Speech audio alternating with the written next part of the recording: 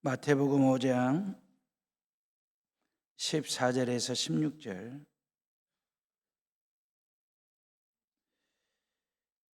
찾았으면 저랑 같이 읽습니다. 너희는 세상의 빛이라. 산 위에 있는 동네가 숨겨지지 못할 것이요 사람이 등불을 켜서 말 아래에 두지 아니하고 등경 위에 두나니 이러므로 집안 모든 사람에게 비치느니라. 이같이 너희 빛이 사람 앞에 비치게 하여 그들로 너희 착한 행실을 보고 하늘에 계신 너희 아버지께 영광을 돌리게 하라. 아멘. 설 명절 잘 보내셨습니까? 자녀들은 다들 잘들 있던가요? 피를 나눈 혈육으로 맺어진 가족 공동체, 가족이라고 하는 것이 얼마나 중요한지 다시 한번 느끼는 명절이었을 거로 보고, 이 시간 이 예배는 우리가 영적으로 한 가족이 된, 다시 말해 혈연을 넘어서는 하나님 아버지를 아버지로 모시고 사는 영적 가족들이 하나님을 예배하는 귀한 시간입니다. 설 명절을 앞둔 지난주에는 너희는 세상의 소금이다 라는 말씀을 전했어요. 마음 같아서는 너희는 세상의 설탕이다, 사탕이다 그러셨으면 훨씬 수월하고 예수 믿기, 그리고 모양도 좀 나고 또 단맛도 있고 그럴성 싶은데 왜 너희는 세상의 소금이라고 굳이 하필이면, 지난주 설탕과 소금의 차이점을 가지고 왜 하필이면 소금이라고 말씀하셨는지 그 이유를 말씀을 드렸고, 설 명절을 지내고 난 이번 주 설교는 너희는 세상의 빛이다. 사순절 첫 주를 맞이해서 어울리는 설교 내용일 걸로 보는데, 휴메이스 에스토 에스테 그랬어요. 토포스 투 코스모 그래요. 아마 좀 낯익은 입에서 착 감기는 듯한 맛도 느껴질 수 있어요. 왜냐하면 지난주에 비슷한 헬라어를 여러분들이 들으셨거든. 휴메이스 에스토 토 할라스 테스케스, 이 말은 너희는 세상의 소금이다 요 얘기였거든요. 지난주 고향 다녀오신 분들은 홈페이지나 유튜브를 통해서 다시 한번 꼭 보시기를 바라고, 보시면서 구독, 좋아요도 한번 눌러주시면 좋겠습니다. 휴메이스 그랬어요. 휴메이스라고 하는 말은 너희는 인칭 복수 대명사예요. 단순히 너희가 아니라 다른 누구도 아닌 너희가 그 말이에요. 다른 누구도 아닌 네가 그 말입니다. 에스테 그 말은 뭐뭐뭐이다 그 말입니다. 헬라어로. 그러니까 그 휴메이스 에스테 그 말은 네가 다른 누구도 아닌 너희가 세상에 무엇이다 라고 하는 이 정체성을 선언하는 얘기거든요. 투 코스모 그 말은 코스모스, 지구를 말하고 세상을 말하는 게 아니고 하나님을 떠난 인간 사회, 하나님 없이 어두워진 세상을 투 코스무 그래요. 그다음에 토포스 그래요. 토는 정관사 그 이거든요. 포스라는 말은 발광체를 말하는 게 아니고 어두움을 몰아내고 사물을 비춰주는 조명 같은 것, 이걸 토스 그러거든요. 그러니까 달이라고 하는 것은 스스로 빛을 발하지를 못하잖아요. 태양의 빛을 받아서 저녁에 밤에 빛을 비추는 게 달이거든요. 헬라어로 토 정관사 그 말이고 토포스 그 말은 빛이라는 말은 막연한 빛을 말하는 게 아니고 그 빛 그랬잖아요. 정관사가 붙었으니까. 그러니까 참빛 되신 예수 그리스도 그 빛 그 말이에요. 그러니까 휴메이스 에스테 토포스 투 코스무 그 말은 직역을 하면 다른 누구도 아닌 바로 네가 세상의 빛이다 그 뜻이에요. 너는 그 땅의 빛이 되어라. 명령구를 쓰지 않았어요. 빛이다 그 말이 직설법 현재형이거든요. 다시 말하면 상태를 말합니다. 존재를 말합니다. 다시 말하면 예수 그리스도를 믿는 그 순간부터 너는 세상의 소금이고 세상의 빛이라는 거예요. 어떤 노력 여하에 따라서 그 말입니다.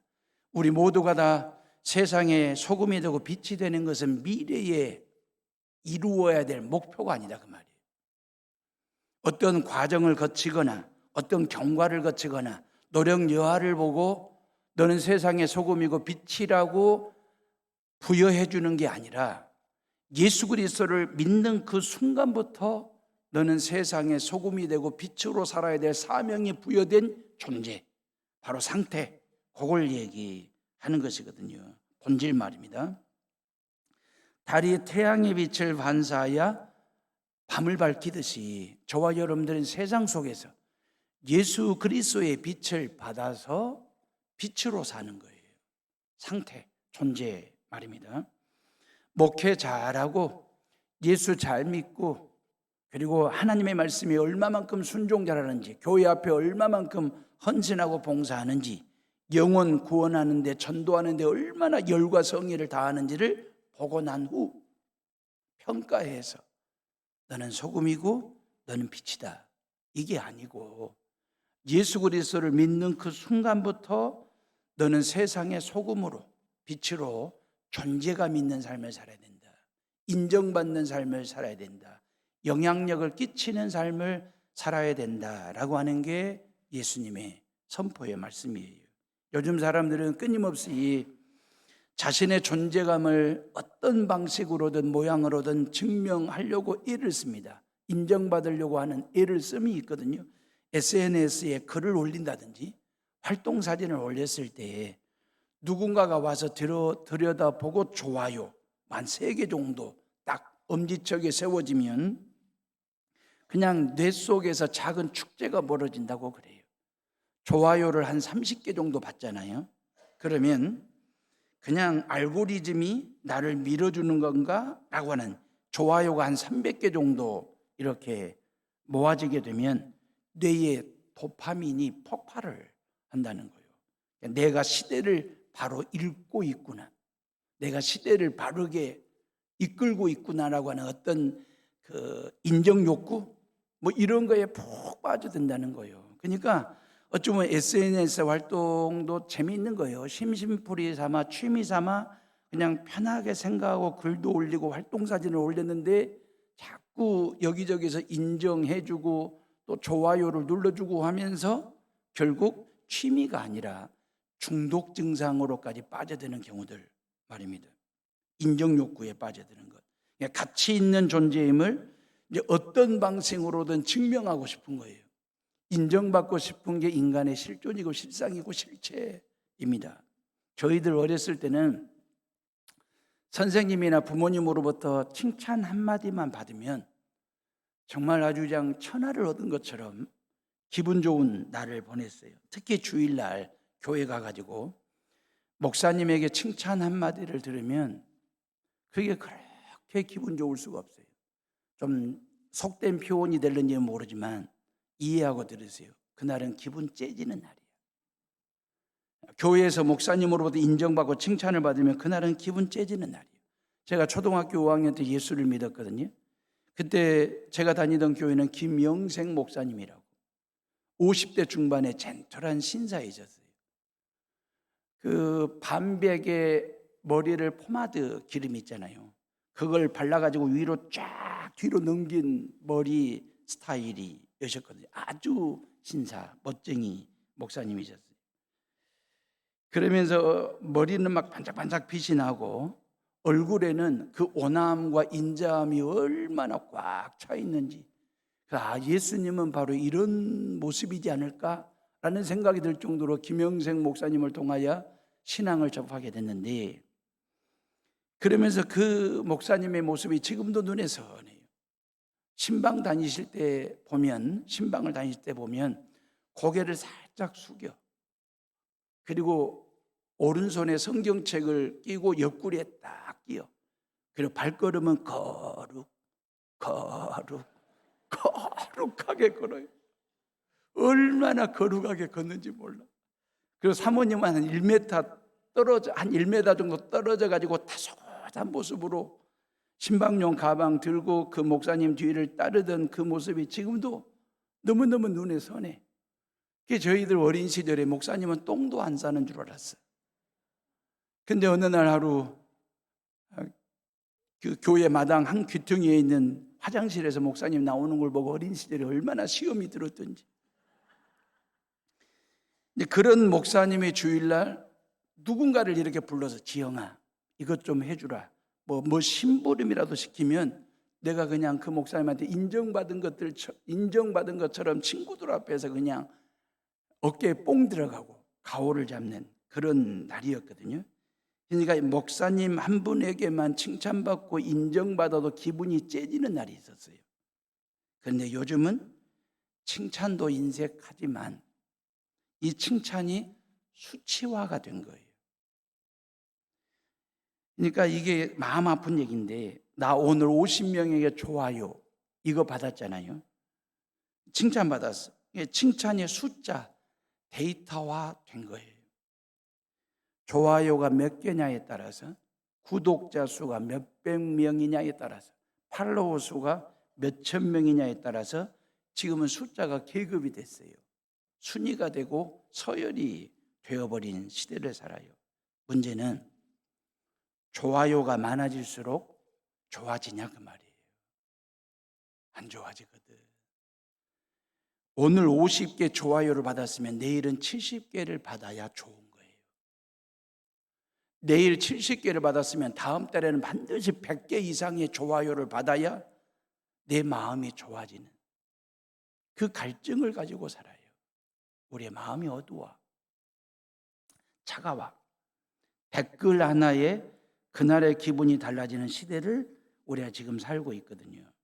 사랑하는 에오름의 식구들이 2000년 전에 예수님은 저와 여러분들에게 좋아요를 누르신 게 아니고 너는 세상의 소금이다. 너는 세상의 빛이다. 그렇게 인정해 주셨어요. 나를 뭘 보고 내가 예수님 앞에서 뭘 했길래 세상에 천연 조미료와 같은 인간 방부제와 같은 맛을 내고 간을 치는 세상의 소금이다라고 나를 인정해 주셨을까? 세상의 어두움을 물리치는 세상의 빛으로 내가 도대체 예수님 앞에서 뭘 했길래 빛이라고 인정해 줬을까? 그거 생각하면 얼마나 감사한지 그 말이에요. 빛으로 산다는 게 뭐냐 그 말이에요. 2000년 전에 예수님의 그 가르침은 2026년 2월을 살고 있는 저와 여러분들에게도 동일한 가르침일 텐데 그러면 빛으로 산다는 게 뭘까? 소금이 필수품이잖아요. 빛도 필수품이에요. 이건 있어도 되고 없어도 되는 어떤 선택 품목이 아닙니다. 빛이 없으면 죽어요. 모든 동식물은 빛을 필요로 합니다. 없으면 죽거든. 그래서 창조주 하나님이 가장 먼저 만드신 게 빛이에요. 하나님은 인류를 창조하시기로 작정하셨어요. 우리가 뭔가를 하려고 할 때는 뭔가를 시작하려고 할 때는 계획서를 짜잖아요. 예산도 짜고 그리고 인력 배치도 하고 그리고 이제 설계 도면도 좀 그려본다든지. 그런데 성경은 밑도 끝도 없이 창세기 1장 1절 태초에 하나님이 천지를 창조하시니라. 무에서 유를 창조하시겠다라고 선포하시면서 믿을래 말래 선택하래. 아무런 계획서 없이 예산서 없이 어떤 도면도 없이 하나님은 바로 무에서 유를 창조하시는 하나님이 태초에 하나님이 천지를 창조하시니라 선포하시고 믿을래 말래 선포하시는 거예요. 믿느냐 마느냐에 따라서 내가 크리스찬이 될 수도 있고 넌 크리스찬이 될 수도 있는 아주 가르마를 타는 시작점이에요. 창세기 1장 1절은 어찌 보면 이 말씀을 받아들이고 믿기에는 너무 가혹한 말씀일 수도 있어. 엄청난 압박일 수도 있어. 왜? 창세기 1장 1절을 믿어야 그 나머지 31,101절이 다 믿어지는 것이거든. 1장 1절이 안 믿어지면 나머지 절수장 믿을 수가 없는 것이 되는 거잖아요. 1장 1절을 믿으면 그 다음 절부터 믿어지는 것은 어쩌면 누워서 떡 먹기만큼이나 쉬운 말이에요. 왜? 우리가 믿는 하나님이 창조주시래. 그 창조주 창조주 하나님을 나의 아버지로 모시고 산다. 나는 그분의 자식이다. 이걸로부터 성경은 시작이 되거든요. 믿음은 그렇게 시작이 되는 거거든요.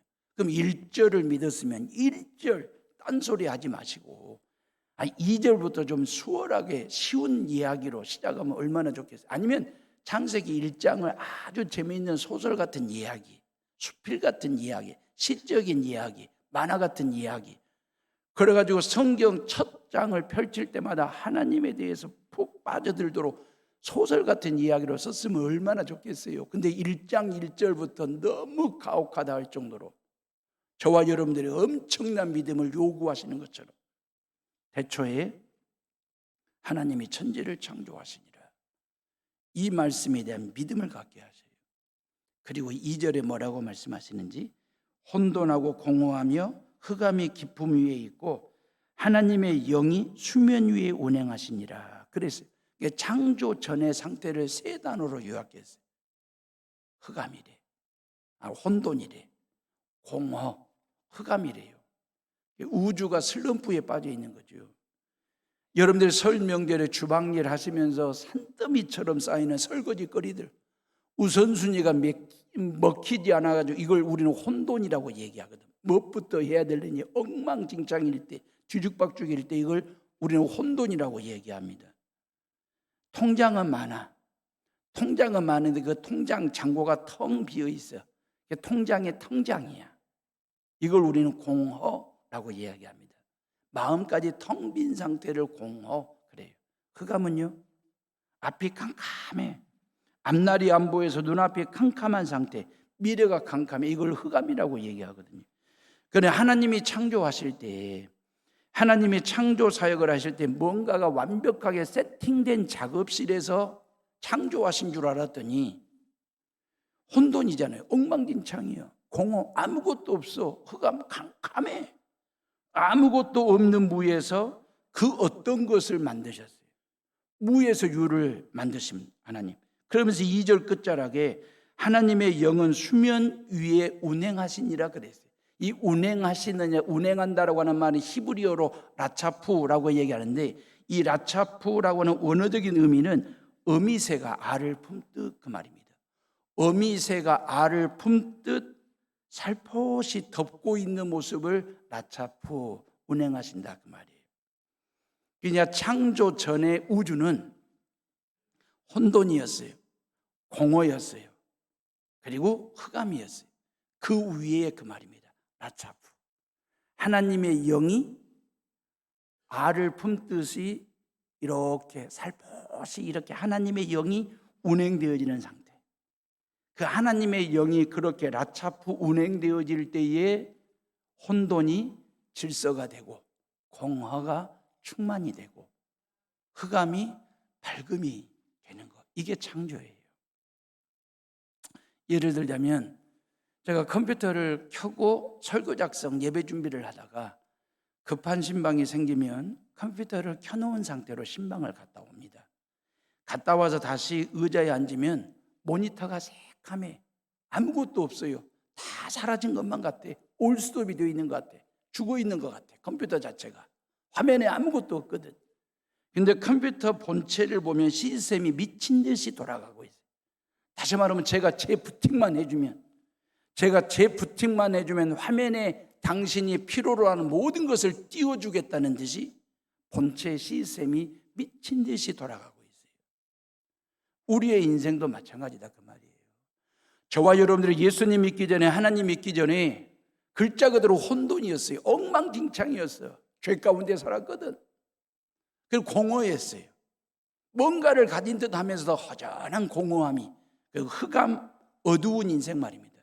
그 저와 여러분들의 그 인생, 꺼진 것만 같고 새카매. 다 사라진 것만 같아. 올스톱인 것 같아. 죽어 있는 것 같아. 근데 나를 위한 하나님은 재부팅 하시려고.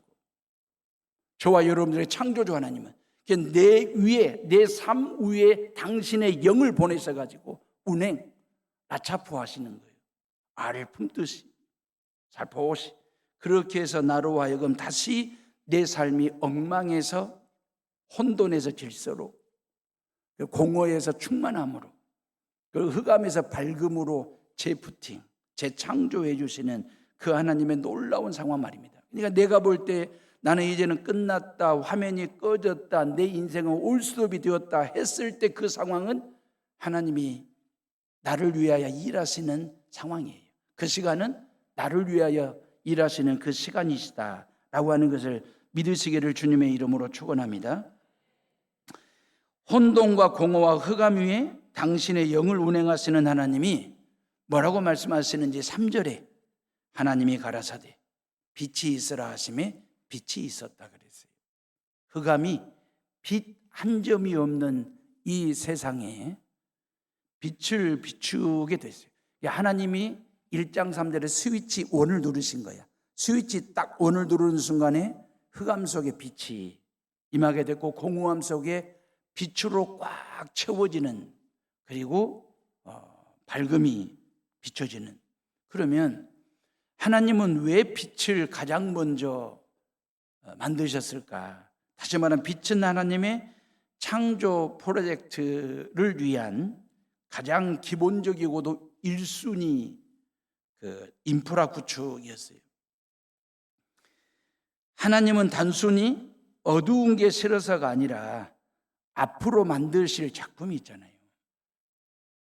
하늘의 해와 달과 별들을 걸어야 되고 땅의 모든 동식물들을 만드셔야 되는데 그 모든 피조물들이 가장 아름답게 보일 수 있도록 비춰지도록, 그리고 마지막 날 인간을 하나님 당신 형상대로 지으시잖아요.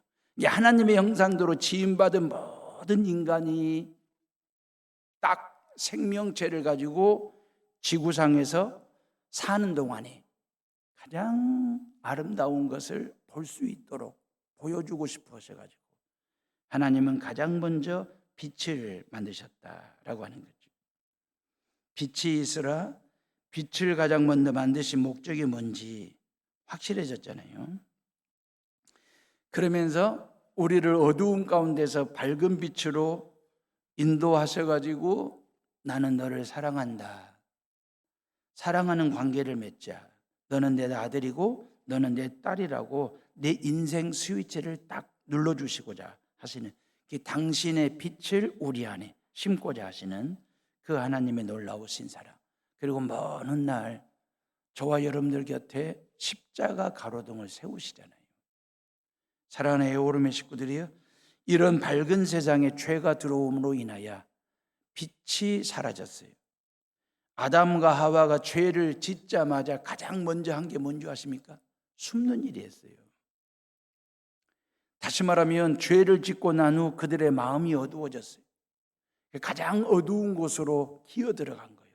다시 혼돈, 공허, 흑암 속으로 다시 기어들어가 숨은 거예요. 왜? 하나님과의 관계가 깨졌거든, 죄로 인하여. 문제는 뭐냐면 인간 스스로 들어간 그 어두움 속에서 인간은 자력으로 이 어두움의 문제를 해결할 방법이 없고 이 어두움에서 빛으로 나올 힘이 없다 그 말이에요. 그래서 외부의 빛이 와야 돼요. 그 외부의 빛으로 오신 분이 뭐라고? 참 빛, 하나님의 아들 되신 예수 그리스도께서 우리 가운데 빛으로 오셔서 그 말이에요. 죄의 어두움 속에서 하나님과의 모든 관계가 단절된 저와 여러분들을 죄 사하시고 하나님의 자녀 되게 하시고 구원받은 백성 삼으셔서 다시 복음의 빛 아래, 조명 아래, 성령의 조명 아래 모이도록 하시기 위하여 그 말입니다. 예수님은 생명의 빛으로 우리 가운데 오셨다. 요한복음 1장 9절에 참빛 곧 세상에 와서 각 사람에게 비추는 빛이 있었나니 그랬어요. 예수님은 골고다 언덕 십자가 가로등이 되셨어요. 십자가 가로등이 되셨어요. 소금은 자신을 녹이고 녹여서 그 말이에요. 예수님의 십자가 위에서 당신의 모든 것을 녹이고 쥐어짰잖아요. 그 보혈을 통하여 세상의 죄사함과 하나님의 자녀됨의 간을 비쳤잖아요. 구원의 맛을 내 주셨잖아요. 그리하듯이 빛으로 오신 예수님은 십자가 위에서 당신을 다 태우고 태우신 거예요. 빛은 태워야 열이 나고 빛이 만들어지는 것이거든요. 자신을 태울 때에. 마찬가지로 예수님은 십자가 위에서 당신을 태우고 태우셨습니다. 못 박혀 피 흘려 죽으셨잖아요. 3일 동안 무덤 속에서 어두움을 경험하셨잖아요. 그 죄의 어두움 가운데 있는 우리 가운데 부활의 빛으로 뚝 서시고 구원의 빛으로 우리에게 다가오신 그 예수 말입니다. 그리고 천국을 보게 하셨으니까. 여기서 말하는 빛은 알레디논이라는 헬라어를 썼거든요. 이건 단순히 가짜의 반대 개념의 빛을 말하는 게 아니고 긍정적인 빛, 그러니까 원조, 오리지널 빛을 얘기하는 거예요. 그러니까 세상에 반짝반짝 빛나는 게 많잖아요. 반딧불도 빛을 가지고 있잖아요. 호롱불도, 형광등도, 가로등도, 스마트폰의 액정 하루 종일 빛을 비춰주지 않습니까? 근데 이건 진짜 빛이 아니에요. 이미테이션이에요. 예수님만이 참빛, 즉 오리지널 온조 빛이라는 뜻이거든요. 이런 온조 빛을 각 사람에게 비추신다 그랬어요. 여기서 비춘다는 말은 현재 진행형으로 써졌거든요. 다시 말하면 과거에 2000년 전에 골고다 언덕에 십자가에 죽으시는 그 예수님이 한번 반짝 번쩍하고 이례적으로 한번 비춘 그 빛이 아니라 그 예수의 십자가 빛과 부활의 빛은 지금도 저와 여러분들의 일상의 삶 속에서 실시간으로 그 말이에요. 이게 지금 비춘다라고 하는 의미의 뜻이거든요. 십자가는 단순히 종교적인 상징만이 아니라 세상의 죄를 비추는 가장 강력한 조명이고 우리가 걸어가야 할 진리의 길을 비춰주는 빛이 되는 거예요. 그래서 요한복음 8장 12절에 나를 따르는 자는 어두움에 다니지 아니하고 생명의 빛을 얻으리라 그랬어요. 예수님만이 참 빛입니다. 세상에 참 빛이 많거든요. 근데 속지 마셔야 돼요. 성공이라는 빛, 돈이라는 빛, 명예라고 하는 빛, 좋은 빛입니다. 필요한 빛이기는 하나 이 빛이 가지고 있는 한계가 있어요. 왜냐하면 이 빛은 언젠가는 꺼질 수도 있어요. 우리 마음속까지 비춰주는 빛이 아니에요. 성공과 돈과 명예라고 하는 빛은. 그리고 우리의 죄를 태우지를 못해요. 이 빛은 말입니다. 그런데 예수라고 하는 참빛 아래에 있으면 내가 누군지 도드라지게 비춰줘요, 나를. 그리고 내가 가야 할 길을 비춰주는 것이 곧 참빛 예수의 빛이에요. 참빛으로 오신 예수님은 집단으로 비추시는 분이 아니에요. 여기 한 350여 명의 성도들이 모여 있잖아요. 이 350여 명의 성도들 집단으로 몽뚱그려 가지고 모둠으로 확 비춰주는 빛이 아니라 개별적으로 그 말이에요. 80억 중에 한 사람으로 비춰주는 게 아니고 오직 나 한 사람을 위한 전용 조명이다 그 말이에요. 성령과 나는 1대1의 그 말이에요. 나 한 사람을 위한 전용으로 비춰지는 조명 같은 그 빛, 주님의 은혜의 서치라이트.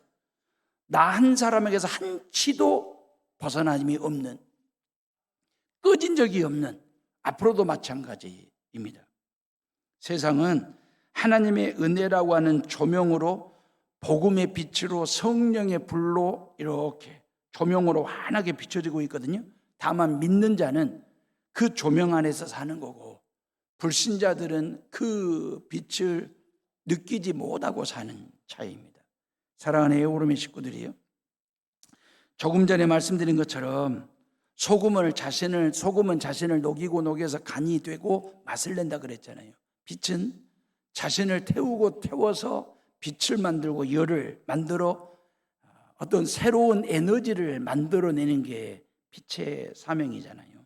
태양은 하루 종일 자기를 태워요.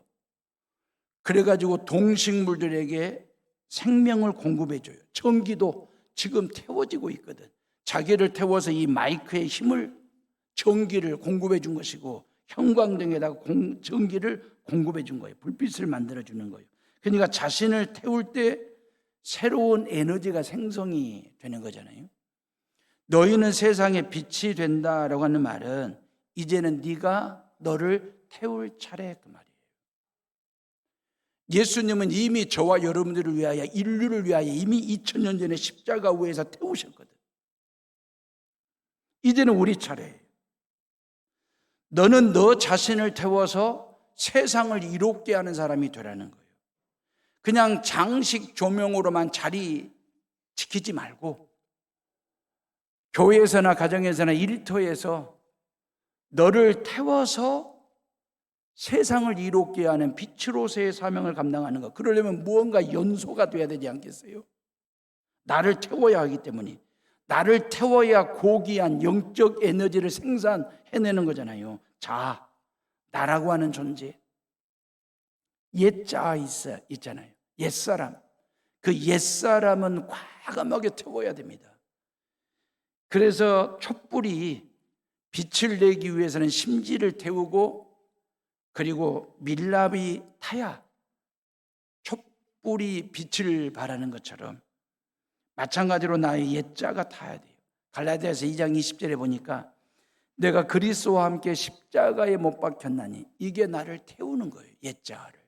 내가 그리스도와 함께 십자가에 못 박는 것, 그게 나의 옛자를 태우는 거예요. 그런즉 이제는 내가 사는 것이 아니오 오직 내 안에 그리스도께서 사시는 것이니라 그랬어요. 나의 옛자를 태우면 그리스도의 빛이 내 안에서 발광을 해요. 그리스도의 열이 내 안에서 만들어져요.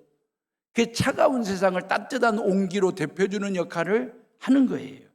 나를 태운다라고 하는 말에는 내가 없어진다는 논리가 끼어들어요. 그럼 마이너스라고 하는 계산이 나와. 그게 나를 태우는 게 쉽지 않은 거예요. 근데 성경이 말씀하시는 너를 태운다라고 하는 것은 새로운 에너지를 만들어낸다는 플러스적 관점에서 말씀하신 거예요. 요한복음 12장 24절에 하늘의 밀이 땅에 떨어져 죽지 아니하면, 안 타면, 안 태우면 하늘 그대로 있고 죽으면, 태우면 많은 열매를 맺느니라. 어찌 보면 나에게 있는 시간과 물질과 건강과 생명과 뭐 하다못해 재능이라든지 에너지라든지 이걸 누군가를 위해서, 이웃을 위해서 쓸 때, 태울 때 우리는 낭비라는 계산을 할 때가 있거든요. 그건 세상의 계산법입니다. 그렇잖아요. 내가 가지고 있는 건강과 생명과 재능과 재물과 모든 것을 누군가를 위해서 쓴다 할 때, 태운다 할 때 낭비 마이너스라고 생각하면 못해요. 근데 성경은 그렇게 말씀하지 않아요. 그 낭비가 아니라 그것을 태울 때 그 말입니다. 태울 때 절망에 빠진 사람에게는 소망이 될 수 있잖아요. 차가운 겨울나기를 하는 사람에게는 따뜻한 겨울로 데펴 줄 수 있잖아요. 이렇게 나를 빛으로 사는 사명을 나의 힘으로 감당하려면 금방 번아웃이 돼요. 결코 쉽지 않아요. 그렇기 때문에 성령과 연결되어 있는 삶을 살아야 돼요. 십자가와 연결짓고 하나님의 말씀, 성경과 연결된 삶을 통해서 성령이 주시는 힘, 그잖아요. 일상의 삶 속에서 나를 끊임없이 하나님 앞에 산제사로 나를 드리는 거요. 나를 산제사로 드리면 성령의 기름이 내 삶을 통과해서 나를 타오르게 하세요. 이래야 우리는 지치지 않는 영원한 빛을 가능하게 돼요. 지속 가능한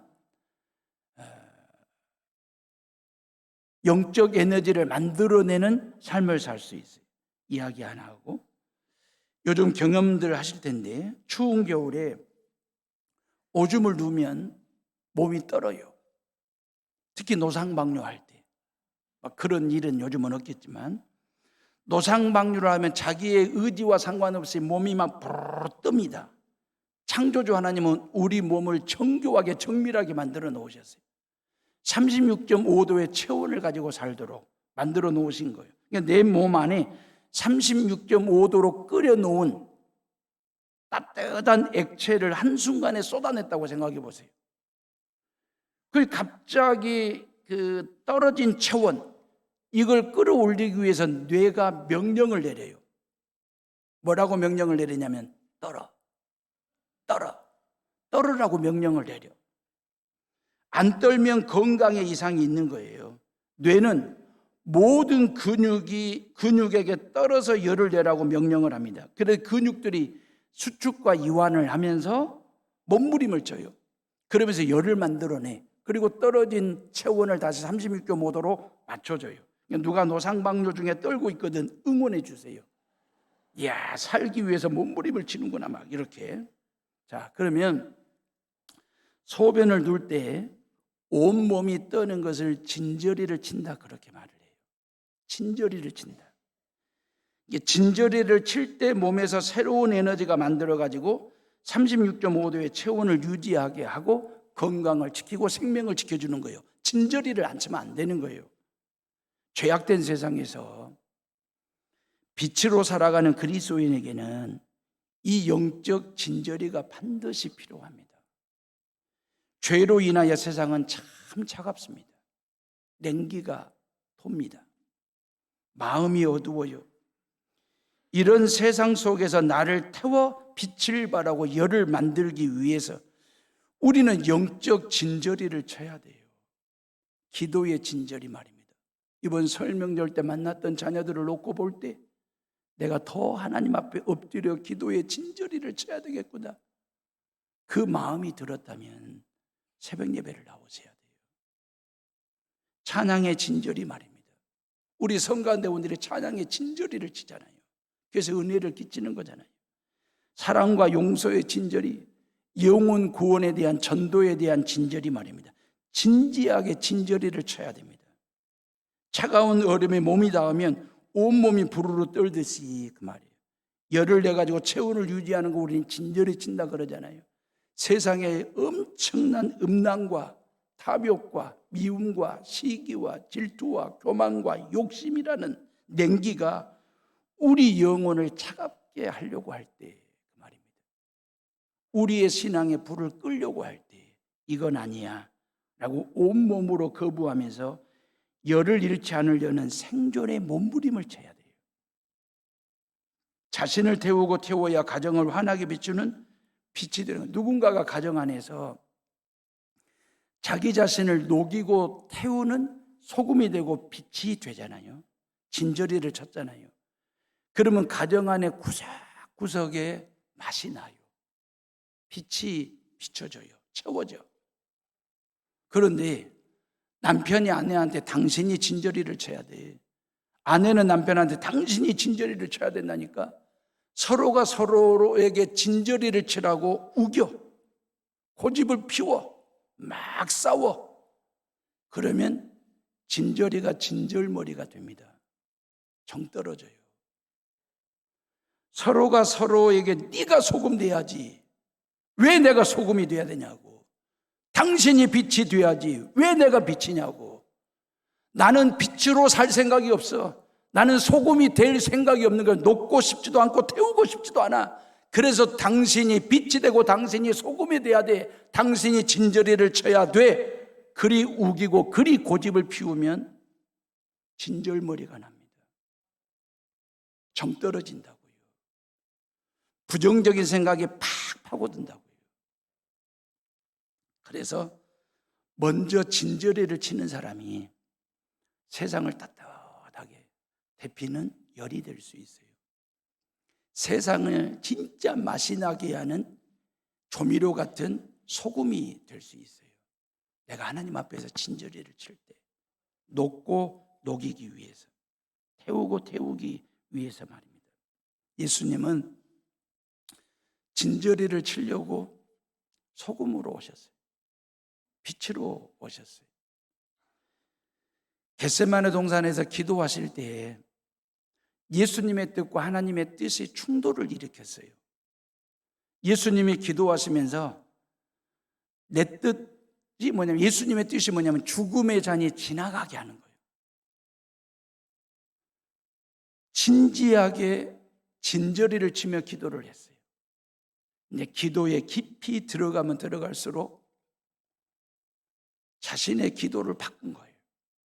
내 뜻대로 마옵시고 아버지의 뜻대로 하옵소서. 기도에 진저리를 쳤어요. 거기에 거룩한 진동이 일어났어요. 거기에 거룩한 감동이 일어났어요. 그리고 예수님은 십자가를 달게 기쁨으로 졌어요. 예수님이 그때 그 말이에요. 그 기도를 할 때 거기에 점화, 진저리가 난 거예요. 불이 붙는. 그래서 예수님이 십자가를 지는 것이 하나님의 뜻이라는 걸 알고 고백을 했을 때 그 말입니다. 거기에 죄사함의 진저리 빛이 딱 붙은 거예요. 하나님의 자녀됨의 권세의 빛이 비춰지기 시작한 거예요. 부활이 비춰지기 시작한 거예요. 우리가 성냥개비를 가지고 성냥갑에 있는 마찰면에다가 촥 그을 때 성냥개비의 불이 딱 붙는 것처럼 예수님은 십자가에다가 당신의 몸을 그었어요. 그 십자가 마찰면에 당신의 몸을 그어 당신의 몸을 천갈래 만갈래 찢어 그리고 당신의 피를 그어댔어요. 모든 피를 다 쏟으신 거예요. 진저리가 나도록. 그리고 저와 여러분들의 점화 불을 붙이신 거예요. 죄사함의 빛, 하나님의 자녀됨의 빛, 구원받을 수 있는 빛, 불을 밝히는 성냥개비 같은 그 예수 그리스도의 모습 말입니다. 그래서 죄사함의 에너지가 하나님의 자녀됨의 새로운 에너지를, 구원의 새로운 에너지를 우리에게 만들어주신 분이 됐지 않습니까? 저와 여러분들이 세상에 소금이 되고 빛이 되는 일이 얼마나 귀하고 복된 일인지 아시겠지요? 여러분들의 삶 속에서 그냥 성냥개비를 성냥 마찰면에 그어대듯이 그렇게 나를 그어서라도 진저리를 쳐서라도 내가 맛을 내고 간을 내는 소금이 되리라. 어두운 곳에 빛을 발하고 차가운 곳에 열을 만들어 내리라. 이 믿음을 갖고 살아가는 성도들 되시기를 주님의 이름으로 축원합니다. 우리 이 시간 다 같이 조용히 묵상하며 기도합니다.